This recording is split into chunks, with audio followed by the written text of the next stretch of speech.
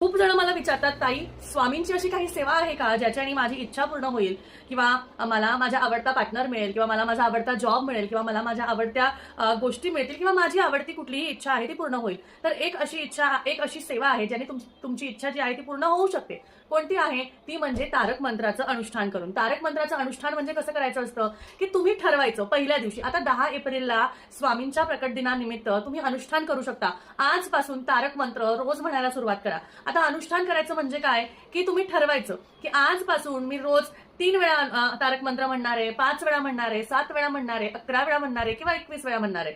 शक्यतो 21 वेळा खूप जास्ती होतं, त्यामुळे 11 वेळा तारक मंत्र म्हणण्याचं तुम्ही अनुष्ठान करू शकता. 2 ते 3 मिनिटं एकदा तारक मंत्र म्हणायला लागतो, त्यामुळे अर्धा तासात तुमच्या 11 वेळा होतील. तर तुम्ही अनुष्ठान कसं करायचं? पहिल्या दिवशी हातावर पाणी घ्यायचं, हळद कुंकू फुलं अक्षता घ्यायच्या, स्वामींना सांगायचं की स्वामी माझी अशी अशी इच्छा आहे आणि ह्या इच्छेनुसार मी अनुष्ठान करत आहे की मी आजपासून तुमच्या प्रकट दिनापर्यंत